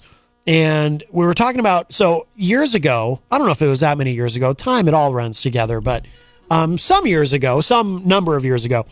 Tomi Lahren had come out, even though obviously she's a conservative, she worked for The Blaze, she works for Fox. She's a conservative, but she had come out as being pro-choice. And there are a lot of pro-choice Republicans. I mean, I think it's fair to say there's a hell of a lot more pro-choice Republicans than there are pro-life Democrats, right? The only pro-life Democrat I can think of in all of Congress is Congressman Henry Cuellar from Texas. He's a Democrat, but he's pro-life. I mean, I don't know if it's reflected in his voting record necessarily or if that's more rhetorical, but on paper, he's pro-life, he says. But that's unusual for Democrats. Whereas a lot of Republicans, especially like Northeastern governors, for example, like Chris Sununu, he claims to be pro-choice. Charlie Baker of Massachusetts, et cetera, et cetera. Tomi Lahren had run afoul of her fellow conservatives when she was still at The Blaze by coming out as pro-choice. And apparently, according to this tweet, so there's a little bit of a mixed message here, but I just got curious what had ever happened, because I remember she got dragged by her fellow conservatives pretty hard over that, even though there are a lot of pro-choice Republicans. But apparently in media, you must fall in line on absolutely everything. But this is a tweet from when Roe v. Wade was overturned back in June. This is on Twitter, at Tomi Lahren. This is what she tweeted. "This is a states' rights issue, but now we are in for the two extremes, neither of which is good. On demand is ridiculous and disgusting, but banning is counterproductive. You're not going to stop abortions. You're just going to stop safe ones." And then in all caps, safe, legal, rare. Hashtag Roe versus Wade. Where have you heard that before, by the way? Safe, legal, rare. You may have heard it from Bill Clinton. You may have heard it from Tulsi Gabbard. You may have heard it from me, right? But that's interesting. So a little bit of nuance there. So she's kind of straddling the middle there, right? I mean, she's when you say it's a states' rights issue, well, so did Senator Lindsey Graham said it's a states' rights issue, right? And he said he was perfectly happy to throw it back to the states, which is what overturning Roe effectively did. But then he says, now he wants to pass a national ban, a federal ban on abortion. But she's saying it here, well, it's a states' rights issue. I mean, this is how a lot of Republicans try to kind of have it both ways, right? They say, well, I'm opposed to abortion, but I opposed Roe v. Wade, but now it just throws it back to the states. So what's the problem?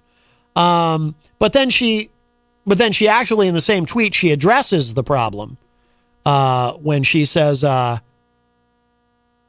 she indicates that banning is counterproductive, and you're not going to stop abortions. You're just going to stop safe ones, safe, legal, rare.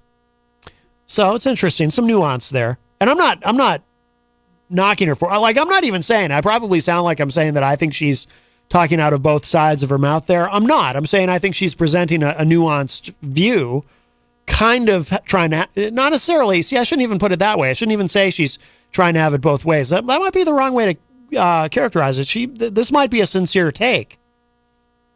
Or it might be that she's trying to have it both ways so she doesn't get in any more trouble with her conservative brethren. I don't know. But interesting.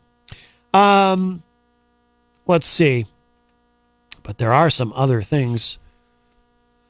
Crystal in the chat room says, Lindsey Graham goes wherever the wind blows if he thinks it will get him reelected. Yeah, that's absolutely true.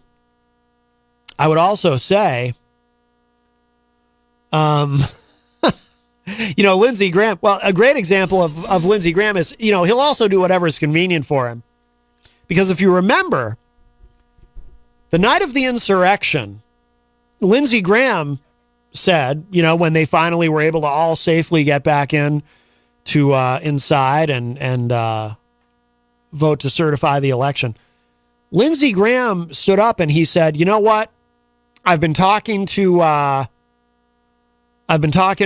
these different states, and turns out he had been talking to Georgia maybe too much for his own good, and is now going to have to testify, I think, in front of a grand jury in Georgia. He's not able to get out of it. He tried to get out of it. He can't get out of it. But, because he tried to exert some influence there. But Lindsey Graham, on the night of the insurrection, he stood up and he said, look, I've been talking to, I don't know, Georgia. Okay, I've been talking to people in Georgia. They tell me we've got thousands of examples of voter fraud here in Georgia. I said, just show me 10. They couldn't show me one. Then I'm talking to somebody in Arizona. They say, Senator, we've got thousands of examples of voter fraud, questionable ballots right here in Arizona. And I said, thousands? Okay, just show me 10. They couldn't show me one. He said, so that's it. I'm out. I'm done with this election fraud nonsense. And he paid a price for that the next day. He's at the airport trying to get on a plane, and he's got Trump supporters hassling him and calling him a traitor and a sellout and everything, just because he wasn't going to go along with the big lie. So he does whatever's convenient, and like Crystal says, he does whatever will get him reelected. Absolutely. There was news today. I guess we can talk about Steve Bannon a little bit, because Steve Bannon, and I don't mean the Steve Bannon that used to turn into the Incredible Hulk. I mean the other Steve Bannon. He was sentenced today to 4 months in prison, but he probably will never actually see prison. CNBC reports Steve Bannon sentenced to 4 months in jail for contempt of Congress. Key points: the former top Trump White House advisor Steve Bannon was sentenced to 4 months in jail for defying a subpoena from the House probe of the January 6th Capitol riot. And by the way, just to clarify, because this has been a recurring subject on the show, in order for the House to enforce a subpoena, they have to send a referral on that to the Department of Justice. So it's the Department of Justice that ultimately has to decide if they want to pursue that as a criminal matter.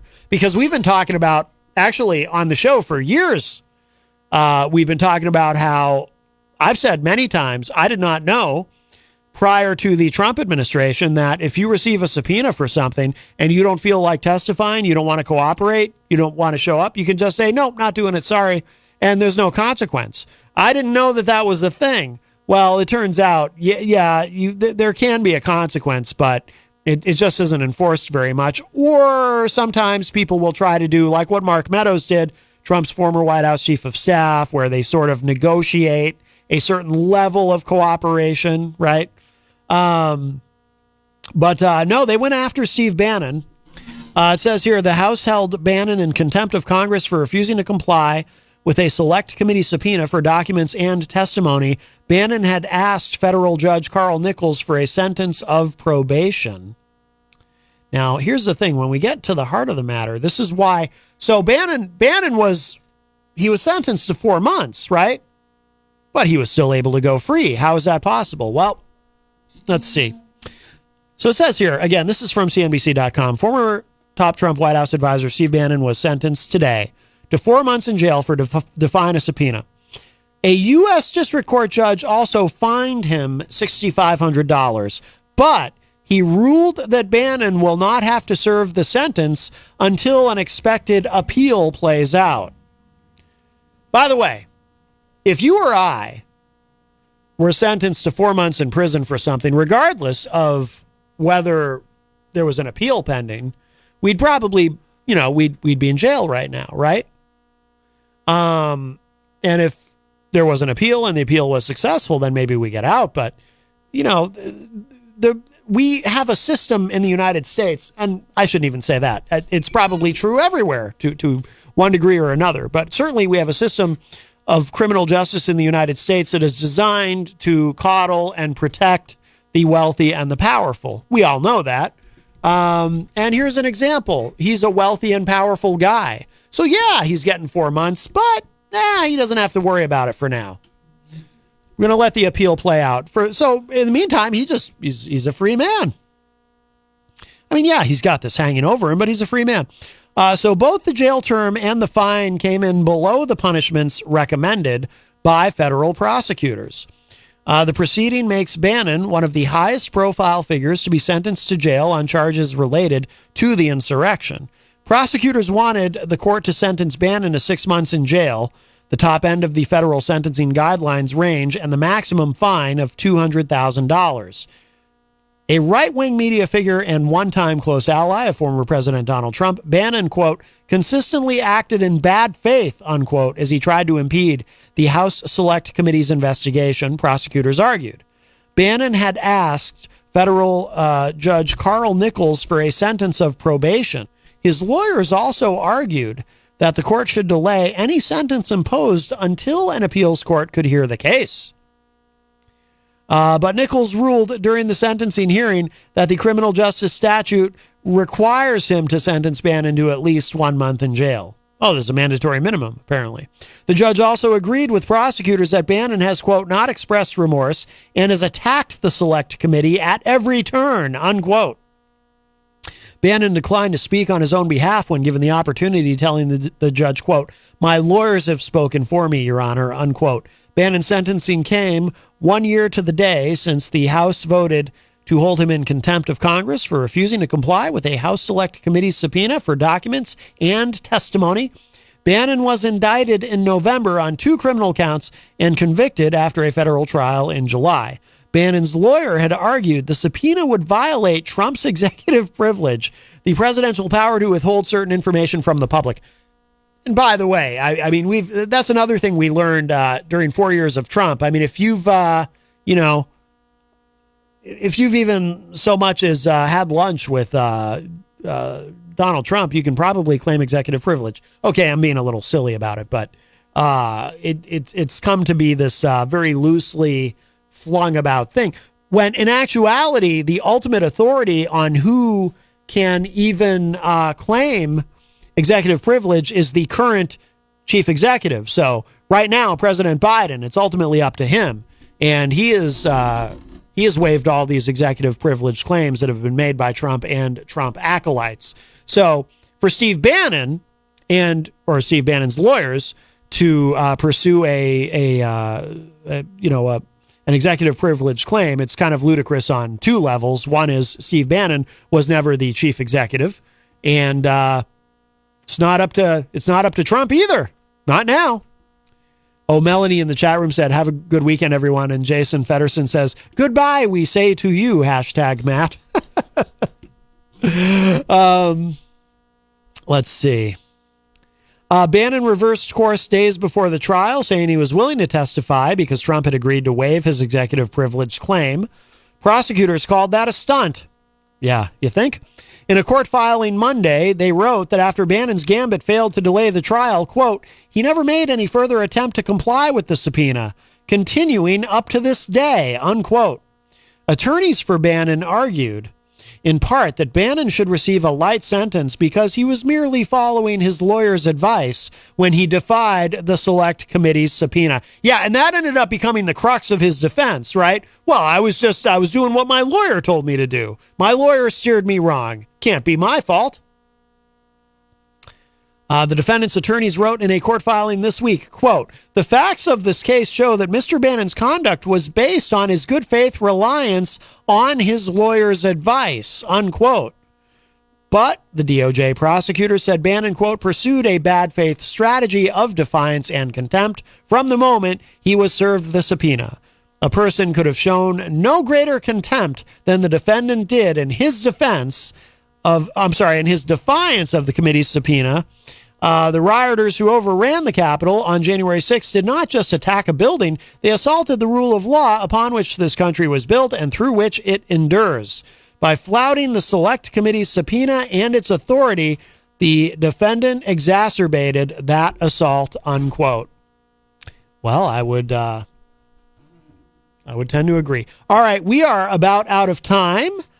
So thank you all. Again, if you missed any part of today's show, it'll be up in just a little bit at WMNHradio.org and at my website, mattconnerton.com.